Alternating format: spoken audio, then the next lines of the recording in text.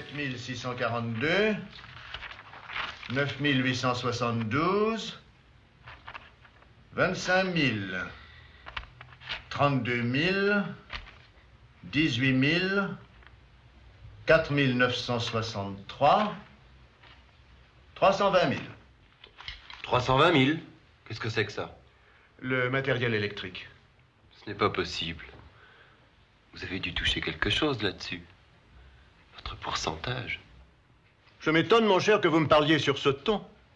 Un pourcentage? Ce mot dans votre bouche. Pardon? Que voulez-vous insinuer? Ce que je veux insinuer, mais ce que tout le monde sait. Si vous faisiez en France les opérations que vous faites en Afrique et que vous appelez là-bas des spéculations, vous seriez passible des tribunaux. Et un coup de poing dans la gueule, c'est passible de quoi? Voyons, mes amis, du calme. Vous n'allez pas vous battre pour une question d'intérêt. Nous payons ce qu'il faudra, ça fait combien? Environ 2 500 000, soit 350 000 pour chacun. Diable. Et encore non, permettez. Ça fait plus de 400 000. Comment ça? Nous ne sommes plus que 6. Plus que 6. Là, Henri est mort. Vous l'aviez déjà oublié.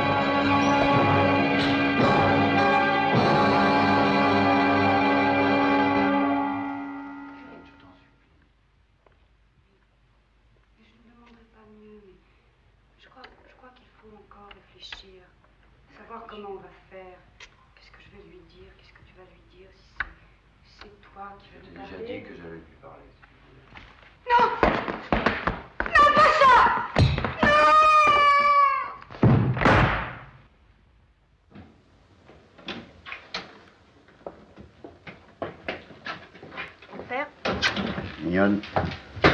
Grand-père. Le petit gars. Mais qu'est-ce qui peut bien se raconter? Votre affamé n'a pas d'oreille.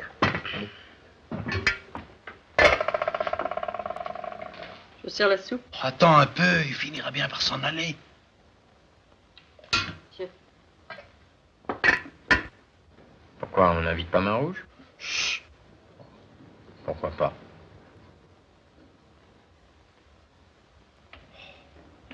Il ne s'en ira donc pas. Il parle peut-être du mariage de monsieur et de Muguet. L'empereur voudrait voir la noce avant de s'en aller, lui. C'est bon, puisque vous le voulez.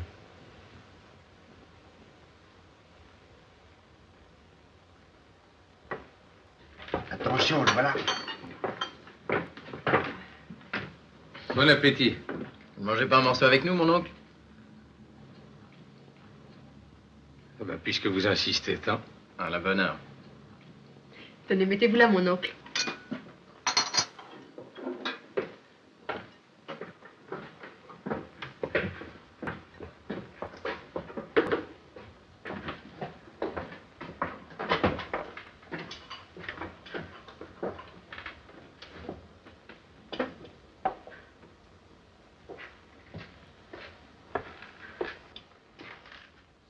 Tu nous la sers, la soupe?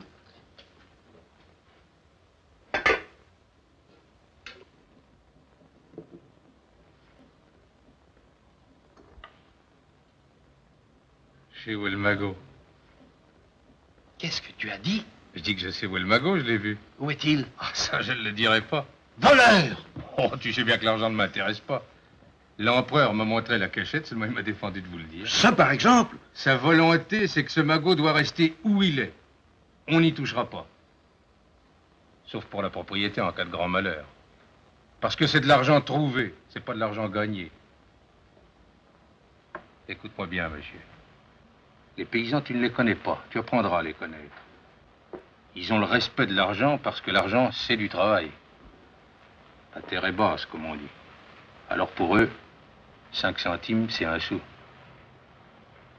Tu m'as compris? Oui, Main-Rouge, j'ai compris.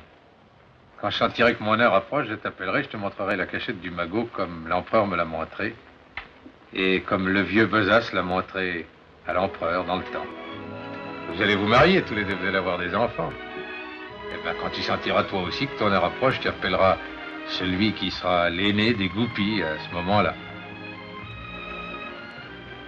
Et ça continuera tant qu'il y aura des goupilles.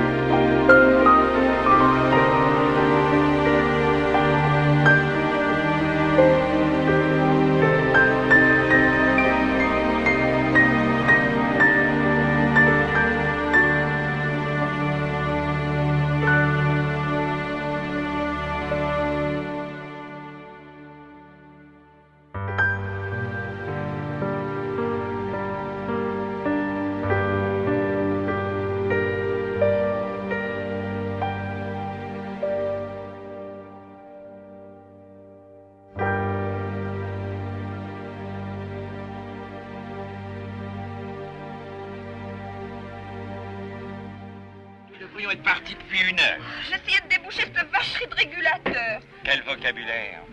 C'est pas la peine d'être élevé dans le meilleur collège de France. Est-ce que t'es vieux jeu, mon pauvre papa? Et suis-toi, tu as du cambouis sur la joue. Si tu entendais le soir au dortoir, t'en apprendrais bien d'autres. Je te crois sur parole.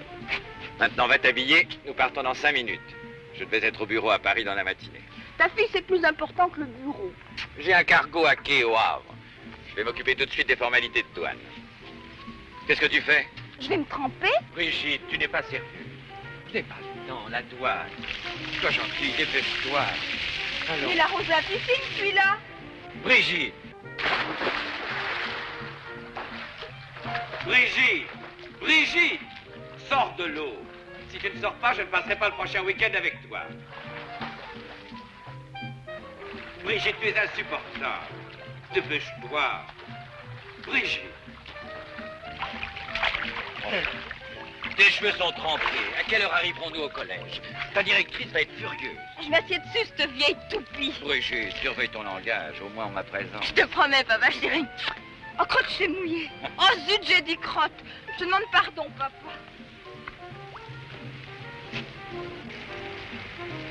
C'est un grand bébé. Un bébé comme ça. Mon rêve.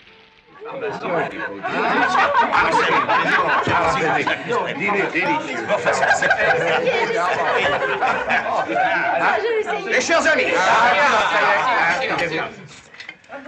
mes chers amis, et toi mon cher Jean, je me réjouis de cette circonstance qui groupe autour de toi ta famille et tes amis. Dans la vie, il y a ceux qui ont de la chance et il y a ceux qui n'en ont pas. Moi, j'ai eu de la chance. Tu suis le même chemin que ton père. Je te crie bravo.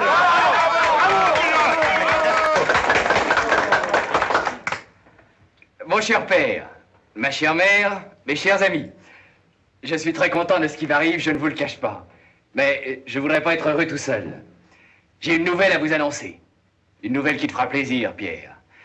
D'accord avec mon père, je vais mettre à ta disposition une somme qui te permettra de t'établir médecin. Maître Bonardel, ici présent, a reçu mes instructions. Je te prie d'accepter ce témoignage de mon affection. Merci, mon vieux Jean. C'est très gentil d'avoir pensé à moi. Mais je n'accepte pas. Je désire faire ma carrière tout seul. Et ne rien devoir qu'à moi-même. Mais Pierre... Mon vieux, moi, je pensais t'être agréable. Tonnerre de Dieu! C'est ce que j'aurais vu de plus beau. Comment ton frère te fait cette gentillesse et c'est tout ce que tu trouves à lui répondre? Je vais te dire ce que j'en pense, moi, mon garçon. Tu te conduis en ce moment comme... Marcel! Oui, tu as raison. Nous réglerons ça plus tard. Un conseil, papa. Dans ton état de santé, tu ne devrais pas boire comme tu le fais. Tu es fragile, tu sais. En ce moment, tu te désorganises les nerfs. Tu t'irrites l'estomac. Tu te prépares à l'apoplexie. L'apoplexie, tu plaisantes, non? Pas le mot du monde. Tu n'as qu'à te regarder, tu es congestionné. Tes yeux sont injectés de sang. Fais attention. Oh, c'est tout bip, tous les mêmes. Si on les écoutait, on ne pourrait même plus prendre un peu de plaisir. Je sais ce que je dis, commandant. Je serais un mauvais fils et un mauvais médecin en agissant autrement. Mesdames, messieurs, vous m'excuserez, mais demain, je dois me lever de bonne heure. J'ai du travail. Bonsoir.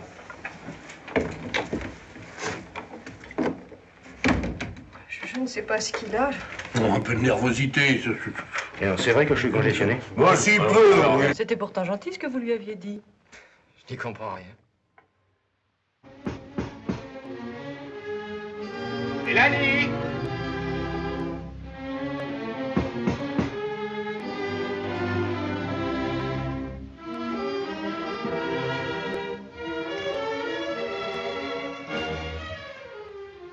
Vous êtes seul? Oui?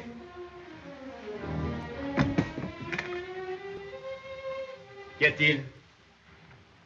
Je viens passer la soirée avec vous. Guy me trouve sans doute trop laide ou trop ennuyeuse, puisque ce soir encore, il me préfère ses amis. Mais j'ai pensé que vous auriez mieux apprécié ma compagnie. Et comment trouvez-vous ma robe? Ravissante.